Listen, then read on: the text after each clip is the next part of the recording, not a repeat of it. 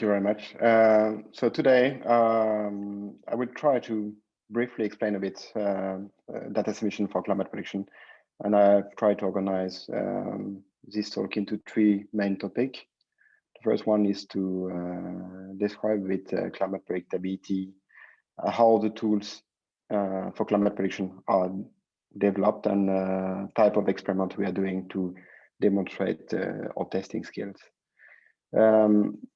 Then I will focus a little bit about the importance of the state vector so that you can preserve consistency, dynamical consistency. You can be efficient and and also you preserve some quantity. And finally, I will talk about maybe the most important aspect of climate prediction, which is model bias.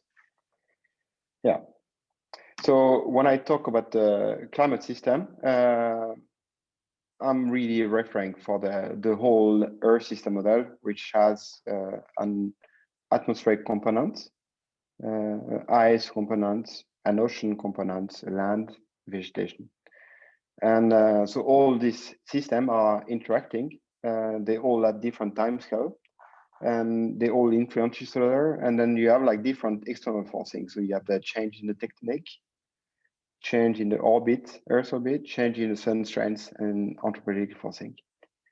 And so what we are trying to analyze is variability in either of these components of the Earth system, and try to see how they are predictable, how they are interacting with each other. So please don't hesitate to interrupt me or ask any question. I want that to be quite interactive. And I made sure that there is still a lot of time for questions. So you can decompose mechanisms of variability into different categories. The first one is what we call the externally forced quantity. And this externally is all this kind of input that you put into the Earth system or the climate system. So you have like what we call the natural variability. You will say these three guys. And then you have the man-made, or like the input CO2, for example, that you're putting into the climate system. And this also have an influence on the variability. And then you have a whole bunch of different types of variability, which are more what we call the internally generated variability. So the first is the stochastic variability. Then you have like uncoupled oscillation. So that means that you have oscillation that are only in the ocean, that are not interacting with the atmosphere or in the atmosphere, and so on. And then you have like coupled oscillation, and you have, for example, ENSO, that is a very famous one. So yeah, and those type of climate prediction is a new field of research that have emerged in the last I would say 15 years, and maybe more, I would say more for seasonal prediction, but for the seasonal to decadal prediction is very much happening in the last 15 years. And it's at the boundary between two very well established activities. The first one is a weather prediction, so numerical weather prediction or ocean forecasting for short time scale. And this type of activity is what we define as an initial value param, meaning that we know that what is happening is mainly driven by how good you have been able to constrain your initial condition. If you were to know perfectly the initial condition, you should be able to predict very well what's the suite of events that is going to happen.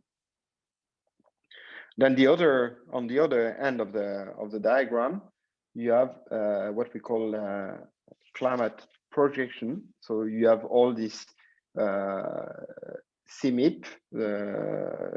So I will use a lot this word. Is basically all these kind of climate models that are run with different sensitivity for the external forcing. So you are putting some kind of anthropogenic forcing, and you're looking how the model is evolving with time.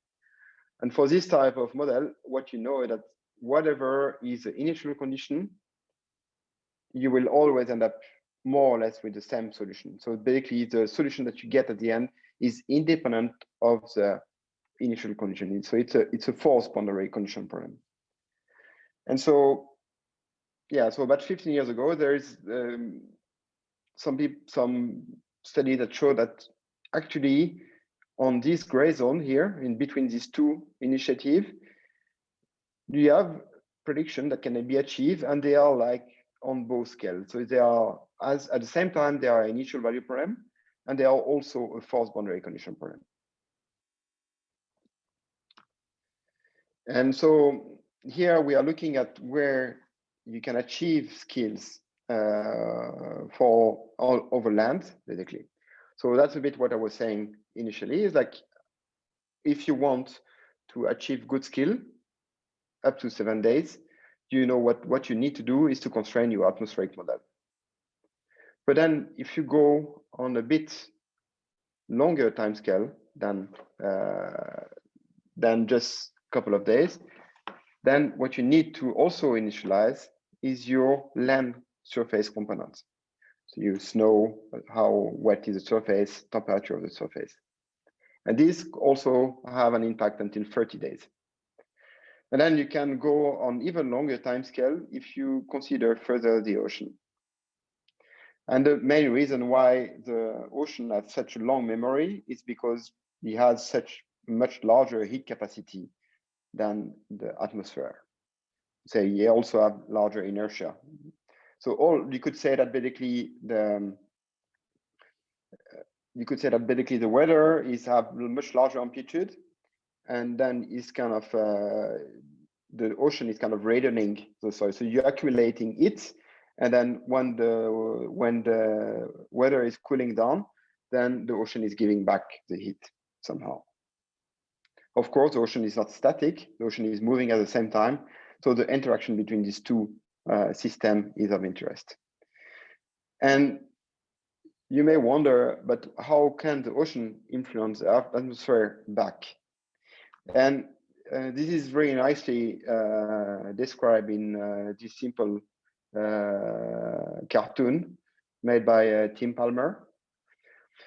So here you see that you have like balls that are like falling off, or like sand falling off from a funnel, and then you have two pathways. You can either the sand will fall into this cup, or the sand will fall into this cup, depending on the path he has chosen.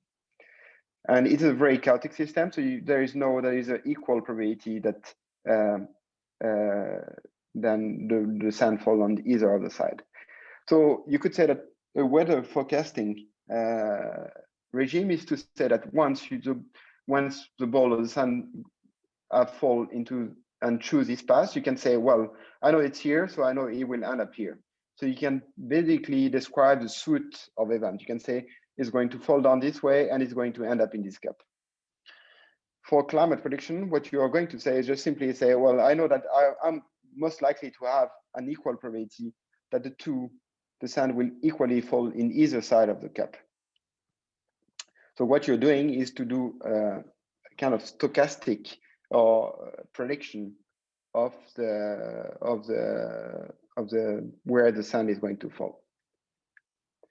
And you could say that the ocean or the land here will act on the atmosphere as well.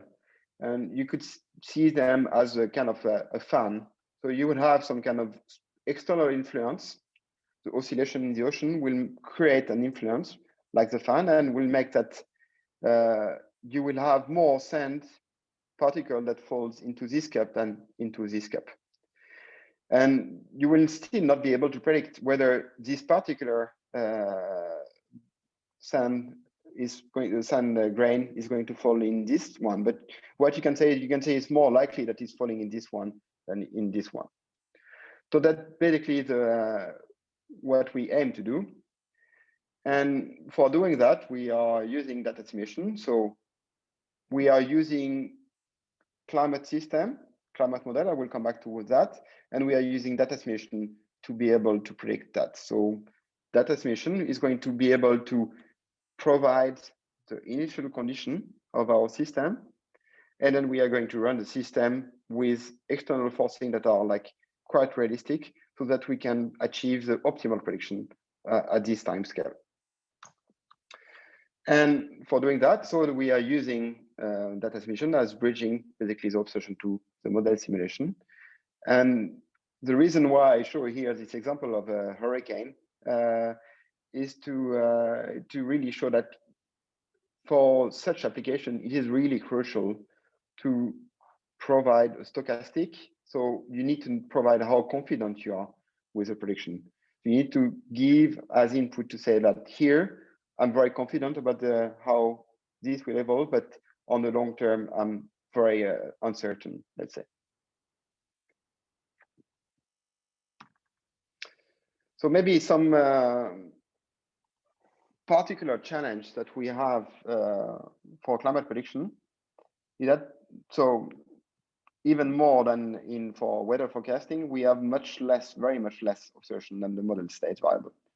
So for a typical system, you would have 10 to the power of 9 state variable, and you will have not more than 10 to the power of 4 observation. So it's a big data problem, but more problematic, you have very much less than 1% of the state variable that are observed.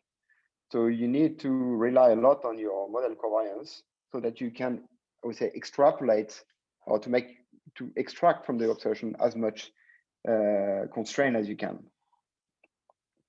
Another very important challenge is that every shock that you are making in a system can be very problematic, because this system that we are using for the climate application, those are the waves that are like in the deep part of the ocean, they will take thousands of years to dissipate. So that's why this model that we are using are run for, before we are doing anything with it, they are run for several thousands of years to make sure that you reach a kind of equilibrium, and that any change that you have around this equilibrium is due to the change in the forcing. So if you start have very large imbalance during your data simulation, then you are at risk that you create large shock, and then you're destroying, basically you create some large drift, and you want really to avoid that. And maybe the last challenge that you have is that you have few data, but you also have data not for a very long period of time. While what you wish to do is to demonstrate the skill of a sufficiently long period of time to be significant. So if you want typically to demonstrate skills at decadal timescale, ideally what you would like to have is 100 years. So you can have like 10 fully independent cycles, and that can demonstrate some kind of significance in skill. And so SST is one of the few datasets that we have back to 1850. It's not very accurate back then, but you also have a lot of proxy data that are used very commonly, based from the tree rings, from shelf, from stalactite and stuff like that.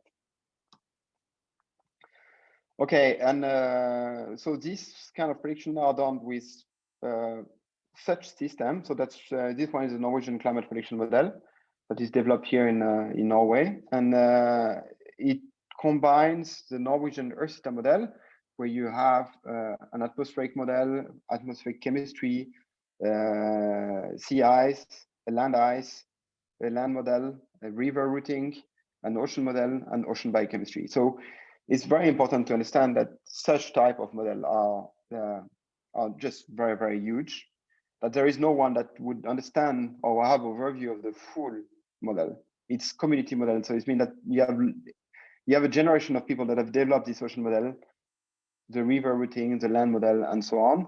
And there is what we call a coupler that are like exchanging flux between each other regularly. So those models are very big, and we are using an ensemble Kalman filter in this system to assimilate the observation and to provide prediction. And the goal is to provide long climate analysis, and I'll explain that further, and then some kind of prediction on. So there is different type of prediction. You have what we call, I will go back to the diagram, this one. You have typically what people call sub-seasonal to seasonal. So it's everything that is between, I would say, 14 days to a season. Then you have seasonal to decadal that can be even decomposed as seasonal forecast, that is from this season to a year. And then you have interannual to decade. Yeah. And so the first part was this reanalysis. And so reanalysis, it is a model reconstruction. So you have used data. You are allowed to use also future data. You can use a smoother, as it was described by Guerre. And so you can use a smoother. You can use data as you wish, in also future data. And you have to reconstruct the data as good as you can. So here I'm showing an example of reanalysis that is done with NERSC. And the good thing when you produce such reanalysis is make sure that it is not discontinuous, that you don't see basically the assimilation shock. And you need to make sure that it is reliable. So what I mean by reliable is mean that the uncertainty that is provided by the ensemble is a good estimation of the uncertainty of the error of the system. So, for example, in this, you also need to validate it with independent data. So it's good to keep some data and make sure that with data that you have, you basically are confirming that the system is working quite well. So in this example here, this data is altimetry data that was not used in the system, and is only available from 93. And here we are looking at how strong this gyre is called supra gyre. It's basically a gyre that is circulating that is very important because it's the one that's controlling how much water is flowing into the Nordic Sea. And so the black line is showing how strong this gyre is. So this data is purely independent. We only use SST in this experiment. And we can see that just using SST, we are able to control the gyre and that the observation line is falling within the ensemble envelope. So I would say the system is quite reliable for that. But you will see that for this quantity, which is the other gyre index, this one, you will see that no, this black line, the independent data that is available from 2004, is not really falling. It should match the green line, and it's not really falling within the ensemble envelope. So for this type, we could say that we underestimate the variability of this quantity. So it's very good to monitor and to track down how good the reanalysis is and to document it so that people that are using, climate scientists that are using your data set will be fully aware of the strengths and the weakness of the data set. And then what you're also interested in is to be able to predict the future of the climate variability. And so you will build basically an experiment that will be long enough to test the significance, as I was explaining. So this is a typical example that you are developing for seasonal timescale, where you're starting from 1985, typically until 2010 or present. So in this case, it's 2010. So you have like a reanalysis that you run, and then you start from this reanalysis. The reanalysis can be from the model itself or from a different model. And then you're branching your model and you run a prediction. So you run many predictions every time for 12 months. So they are overlapping each other. And then you have an ensemble of them so that you can predict the uncertainty of your forecast. And then you can, so in the past, you can predict, you can look at how good your system was to predict in the future. And so for just as indication, you can see that this type of model are running about like, you need about 384 CPU hours per model year, and you can run about 4 model year per day on 384, but you can run on many more CPU, of course. So such experiments will take you about like a bit less than 1 million CPU hours. And then, so when you're running such experiments, you can look, so you can look maybe at 6 monthly time. So you're looking in the middle of the hindcast and you're looking how good your hindcast has been able to match, to correlate with the observation that you have not used, of course, when you're running the hindcast. Okay, and so then you can produce such a correlation map. And you will see here, this is 6 months in the future from the August hindcast, and you can look, oh, so my system seems to have a good skill in this region, which is the ENSO, so the El Nino, northern, the tropical oscillation that you have in the Pacific. And you can even look, then refine how good your skill is in this region. And so a standard way to test your system is obviously to look. So here you see how good your system is at 1 monthly time. So you compare the skills at all the 1 month hindcast with the observation, and you look at the correlation that you have. You can go at 2 monthly time, 4 monthly time, until 12 monthly time, which is the last end of the arrow. And so there are different benchmarks that you can use to test your system. Obviously, you can compare it with different prediction systems. So here I'm showing the comparison for the prediction skill with the North American multimodal ensemble. So you can see that basically all the system seems to perform more or less equally. Maybe this blue line here seems to be a little bit better. And it is also important to have some kind of what I would call some kind of trivial benchmark. And this is done here with this dash black line. And it is called persistence. So persistence, it may seem to be a trivial benchmark, but it has been a very, very tough benchmark when you're developing a new system, because you are testing with that how the quantity that you are looking is autocorrelated in time.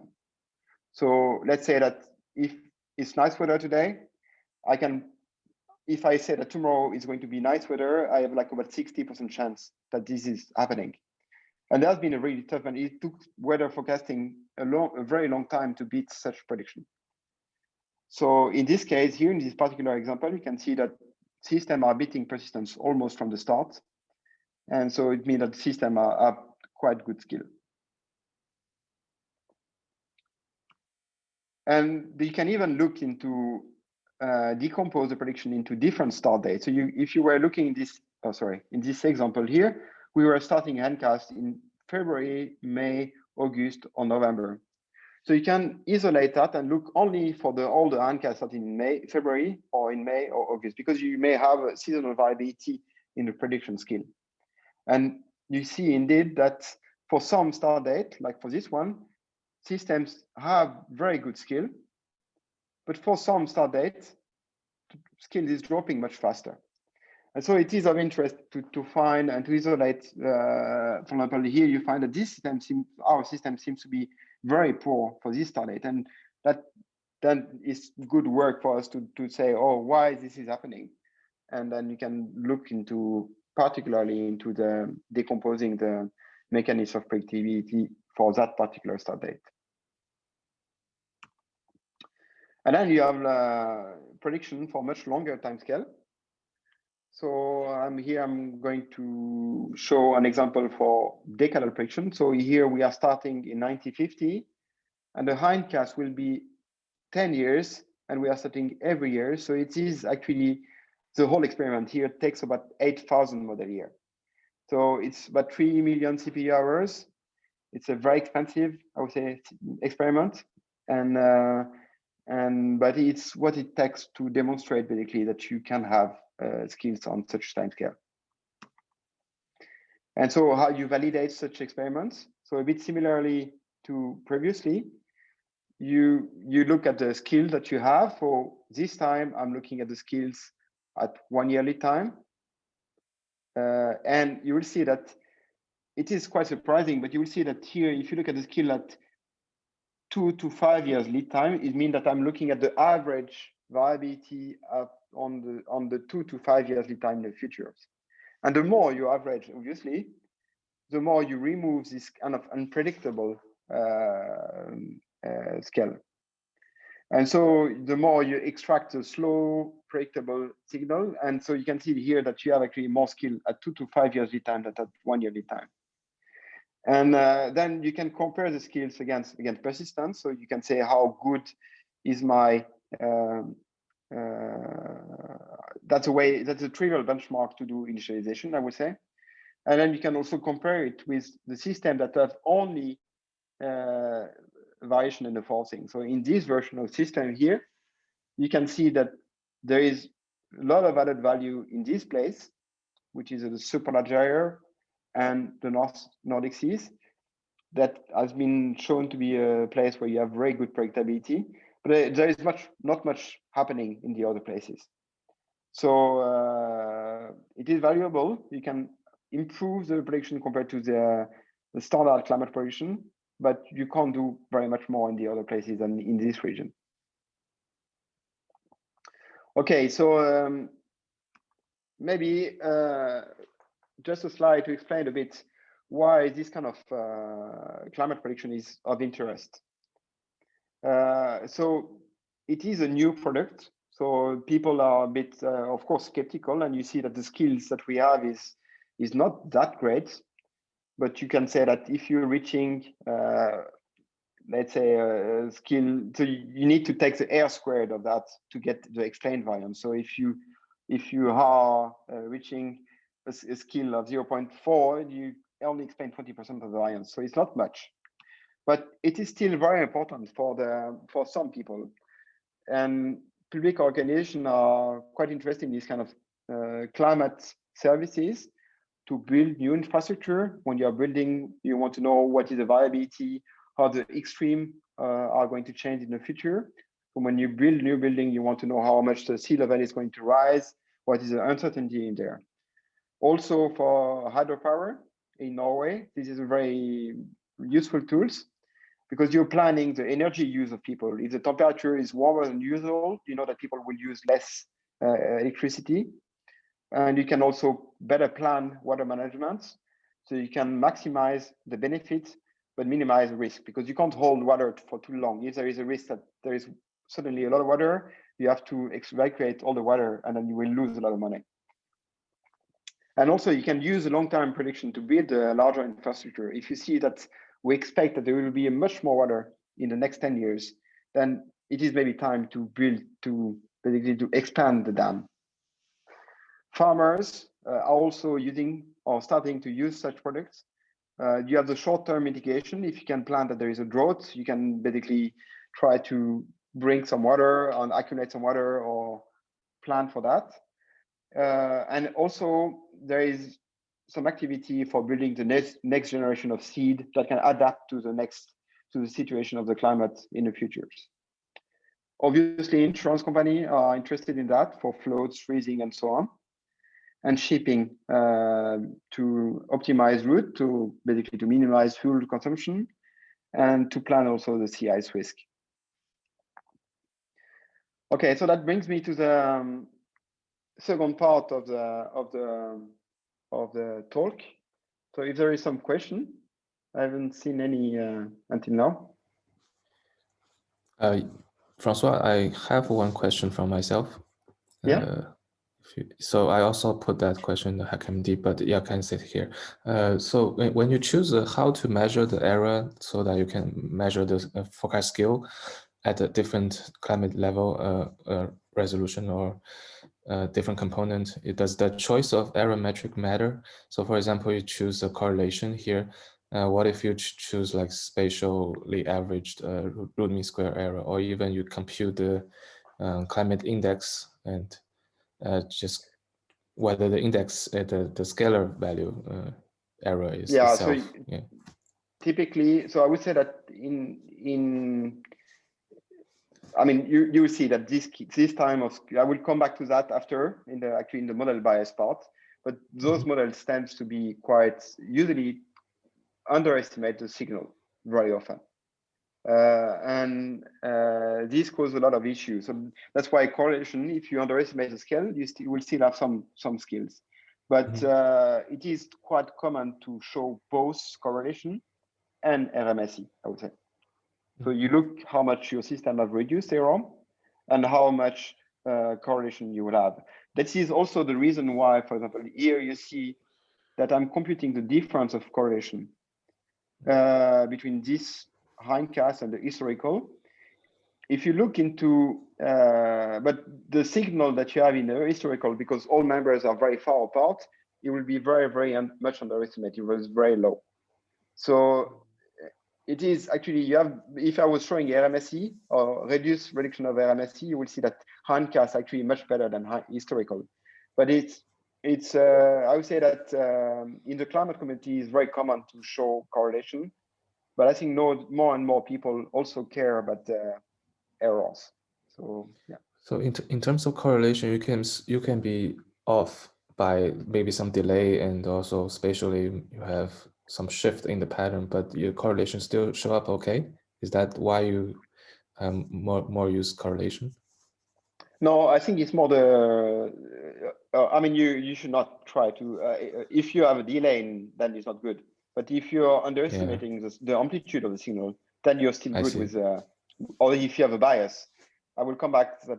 Basically, the bias in such model is larger than the signal we're trying to predict. So. Yes. Yeah. If in the audience, if you have further question, I encourage you to raise the hand directly. Also, if there's no more question, I'll leave you to continue. Oh yes, there's one from Leyland. Can you unmute and speak? Yeah. Francois, you showed some plots of persistence of observation and the model, and for many of them, the persistences from the model results are higher than the observations. And can you talk a little bit more about this, where this skill is coming from? I'm not sure I understand the question. You mean here this is persistent from the observation? Exactly. Yeah. In this case, for example, this dashed line is the observation persistence high. Right? Exactly. Yeah, and the so model in geophysical fluid dynamics, like it is. I mean, it is the reason why we are able to predict anything is because you see that there is so few observations in our system that the only reason we are able to predict or to make use or useful use of this observation is because they are correlated in space and time.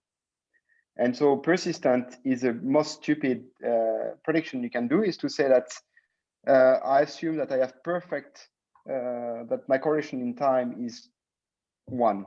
So I assume that what's happened in the future is the same that what happened at the starting point. So in this case, I'm looking at the observation at all the start dates, and I assume that what will happen in the future will be the same that what is the start date.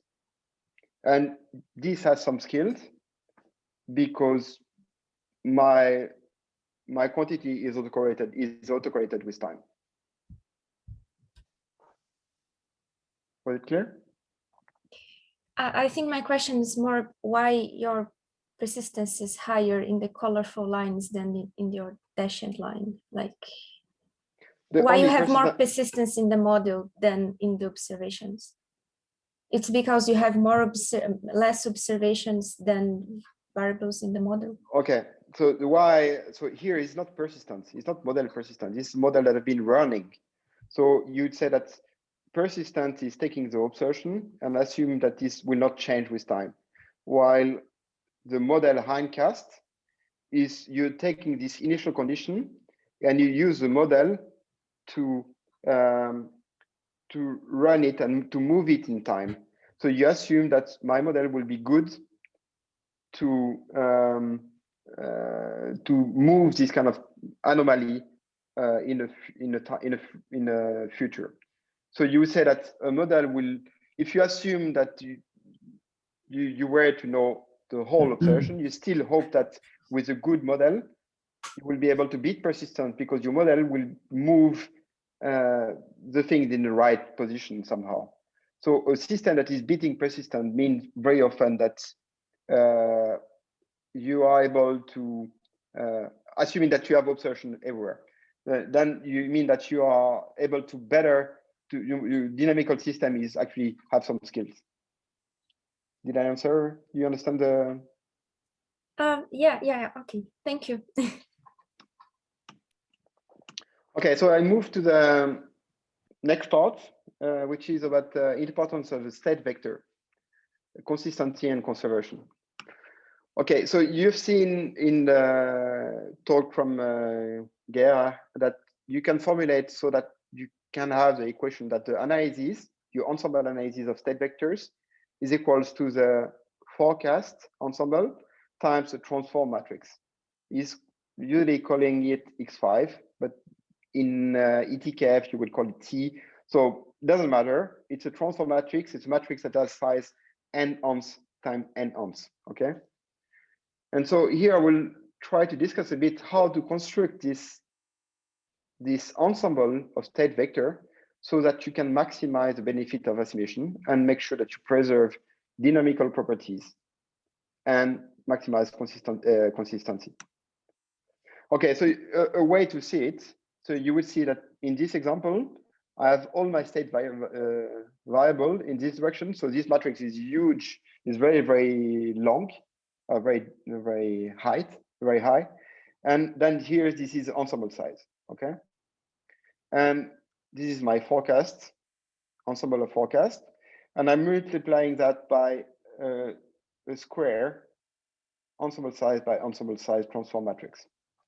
So if I'm the first member of the first state vectors, and I assume this is a variable that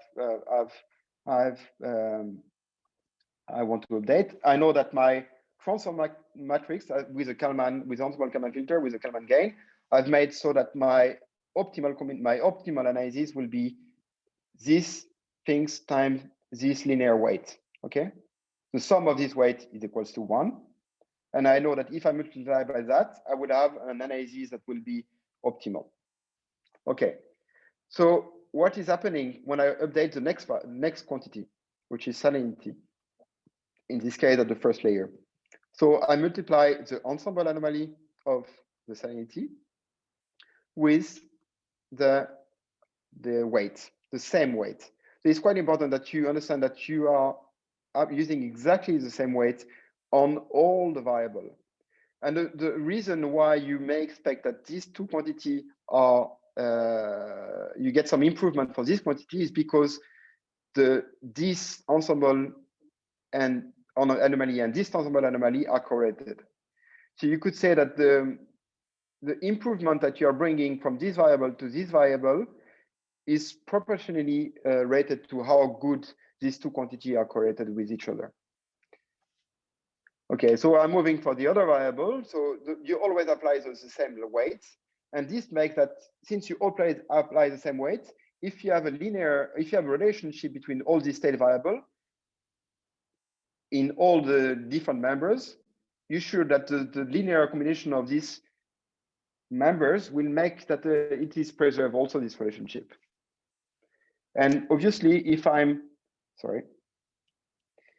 moving from member 2, no, I'm using the second column of this matrix. Okay, so we have seen that for all the variable, we are applying the same linear weight combination. And so the linear relation that we have in these ensemble members will be preserved because it is validated in all the members. So if you construct your state variable, your full state variable without localization, you're sure that you preserve geostrophy, mass, heat, and salt content. And I'm showing an example of why it may be important to formulate your covariance in I would say, in a dynamical, consistent way. So in the ocean modeling community, there is different type of model. You have models that are discretized, I would say, in Z coordinates, meaning that you have fixed depth level, and then you have the temperature and salinity in all of this quantity. And then you have another type of models that are called isopycnal. So in this isopycnal coordinate, you have a quantity that is a layer thickness, and this layer thickness will vary with time. So you could say that the grid is changing in time. And water masses, you have very little exchange between different water masses. So it takes, you have some very, very tiny diapycnal mixing, but it's very, very small. And if you generate, and water mass is basically, if you have, like, let's say, like to a stream that goes this way, then you will basically inflate this layer, and then you will be able to fully preserve the water masses. So isopycnol model, I've been shown to minimize previous dipycnol mixing. But now what I want to show is that how is it important to formulate your covariance matrix in the ensemble Kalman filter in geopotential depths or in isopycnol coordinates. So I'm not talking about the modeling itself, I'm talking about how to update your data. And I'm assuming that I have observation only in the surface. So from this SST, I'm going to correct all the state variable in the interior, okay? And here I've used a very, very high resolution. So I have my ensemble, I interpolate it in super high resolution, it's isopycnol initially, and I formulate my covariance between SST and the interior. And now I do the same in the isopycnol coordinate. And so we are in these places, we are in the Labrador Sea, and in this region, there is something that is very important. It's called deep convection. That's a place where you're generating basically these deep, very deep water masses. And it occurs in wintertime, in April. And you see it very clearly here in the salinity and temperature, which is basically negative correlation that you see here.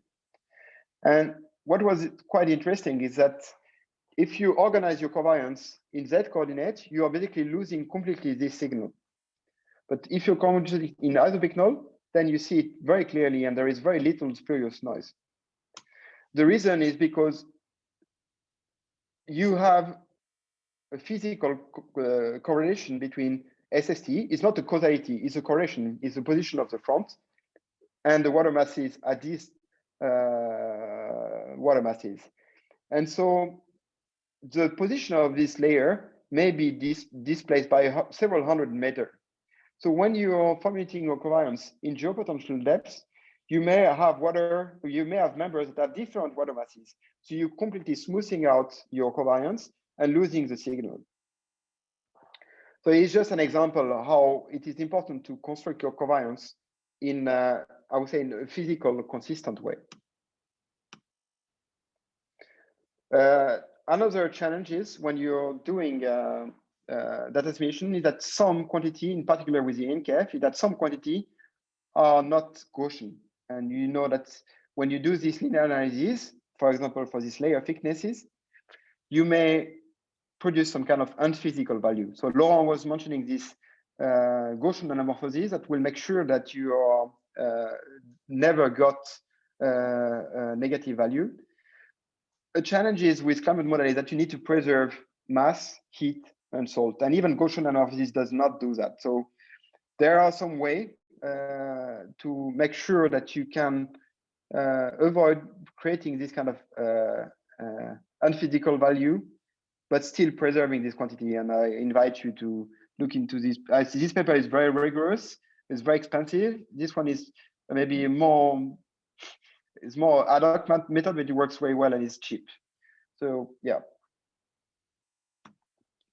And maybe a last thing that is have emerged quite much in I would say in the last 5 or 6 years is this strongly coupled data estimation.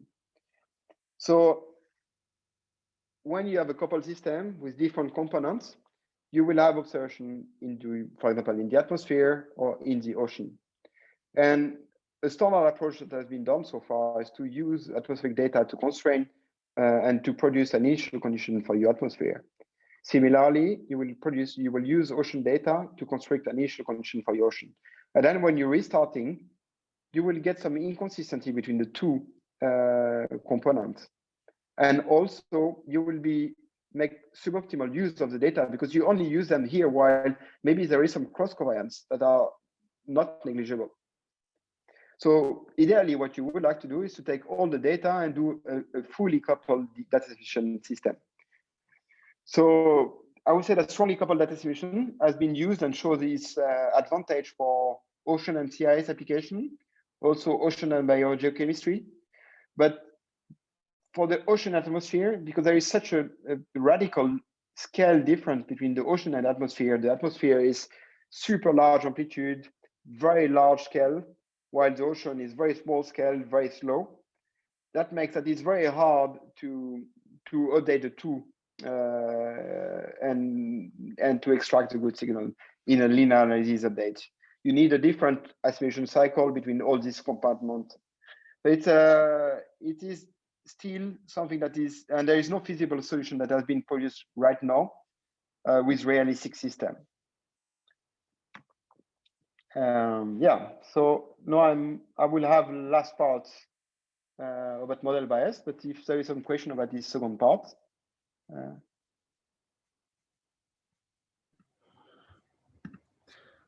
I guess I also have a question about the model levels. Is how do you, if the members will using the isopycno levels, they become different at different actual physical height. So if the model pressures are slightly different, the ensemble state for the same isopycno level will actually be corresponding to different physical height. Is that going to be a problem, or it's actually by design? No, so it is actually not. It's not like in sigma coordinates. Okay. It's another type of model where like the coordinate depends on the bottom pressure. In this case, you can really define the pressure gradients. You need to have a reference pressure, and then you're defining you're resolving it in density space, because it's important to understand that all the water masses in this layer have the same density. So it's very easy to define actually the pressure gradient. Yeah, that will be easy to enforce, or that members will be representing the same signal.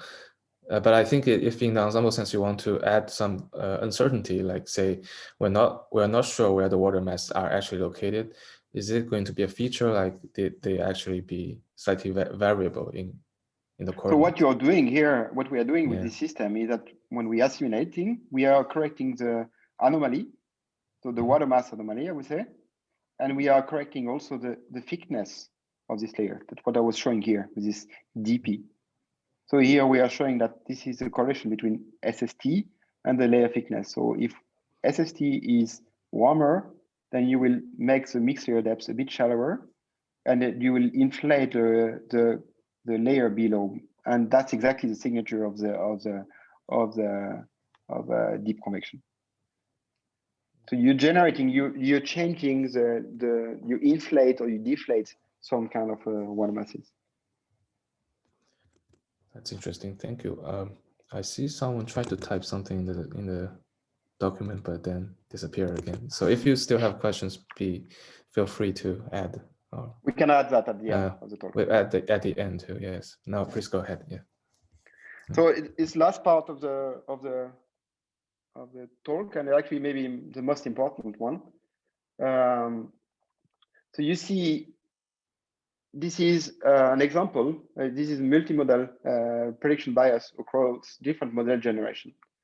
And you see here the precipitation bias that you will have in CMIP. So CMIP is a climate model intercomparison. So you have all the climate model from all the different institutions in the world that are meeting and showing what is their best guess about the sensitivity to the external forcing and variability of the climate.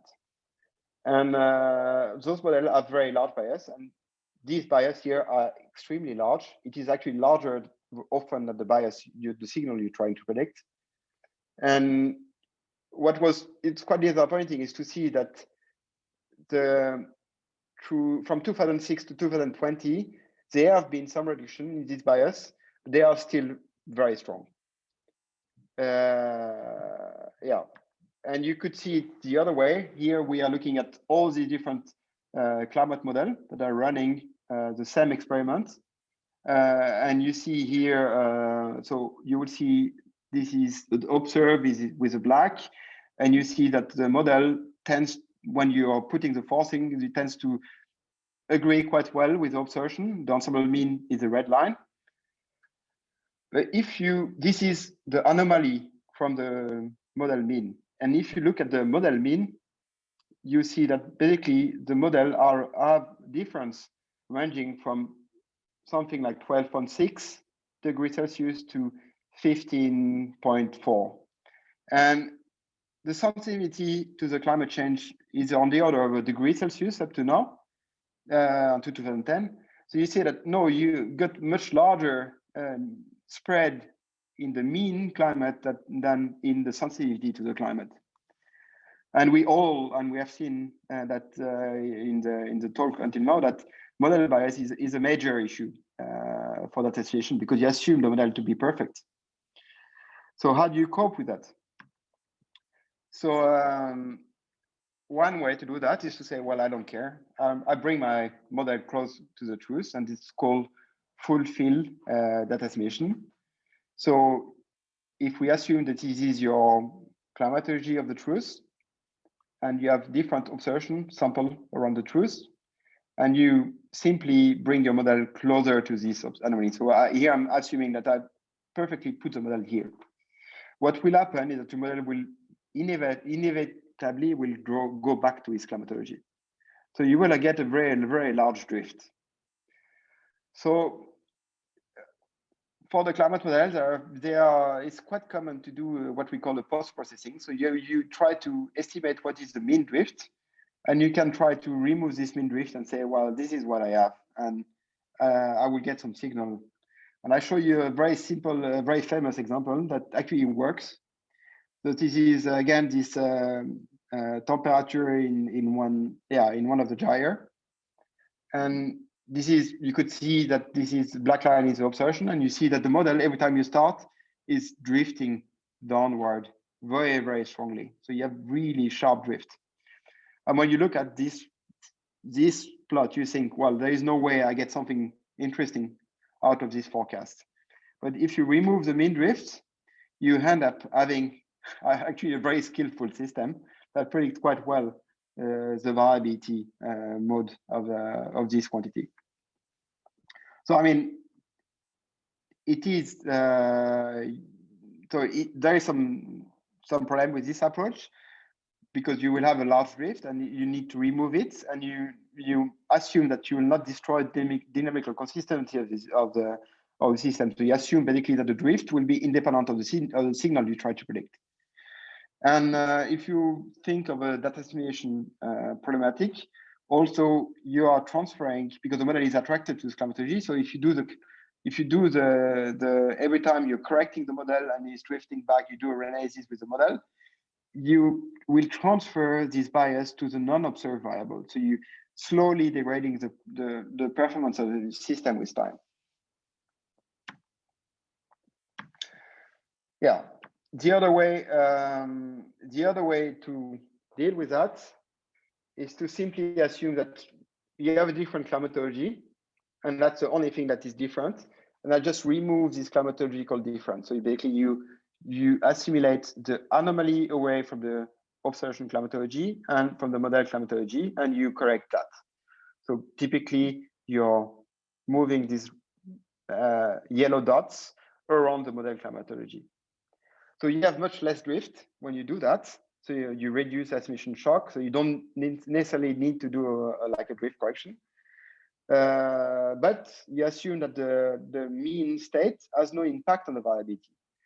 And well, we know that when you have a bias in a model, not only the mean is biased, you also have the higher moments, like the variability, that are biased. And you could take the example of the Gulf Stream, where if you correct the mean state, you will have the Gulf Stream that is very often misplaced in the model.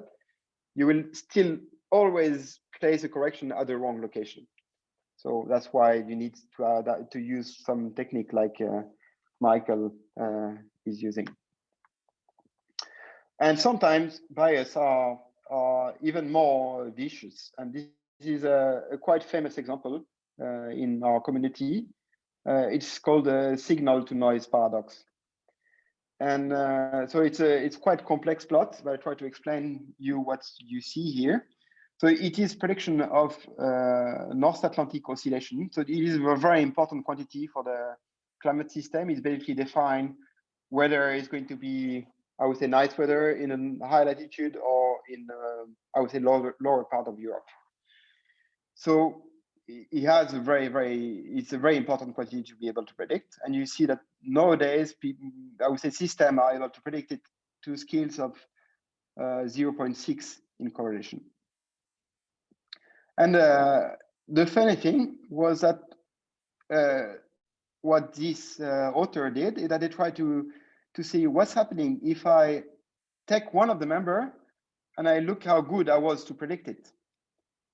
And what they find is that they're actually much poorer in predicting the, they assume that one of the member is the truth and they try to predict it. They are not able to do that.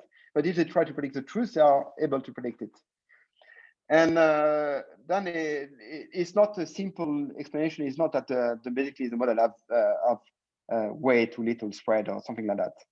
It is very much that the predictable signal that they have in the model is underestimated by almost like by an order of magnitude. And so you could say that most often one assume that this predictable part is maybe rated for the ocean. So it's been basically that the variability from the ocean model to the atmosphere, the influence of the ocean, for example, to the atmosphere is underestimated in our climate model. And this makes that you do have the signal, but the amplitude will be very small. And try to understand that and try to cope with this kind of model error, I've led to this, I would say, a quite important paper where they show that if you use a very large ensemble, you will have the signal with a very low amplitude. Then you can readjust, basically, you can select the members that are around the signal. And then if you use that, you can produce a new forecast that will have a much higher scale. So here we are going from correlation up to 0.72. So this means that in using this approach, you're able to predict to some extent how the Northern Europe winter precipitation will be for the next decade. And of course, you will see that a lot of people are interested in such forecast. I think I have, maybe I will just show this slide and I will stop. But basically, you see that ensemble DA and parameter estimation was shown as a potential to correct this kind of model parameter. So you can estimate the uncertain model parameter to improve basically the variability and representation of the climate. And you can do that. I think parameter estimation was widely described here. So yeah, and I will just go to the conclusion. Okay, so we have seen that the climate system has slow model variability that can yield predictability. And the upper limit of predictability is unknown because we are able to predict the slow scale. The slow scale influences the high scale, and there is some kind of interaction between the two. So we are not sure what is the upper limit of predictability.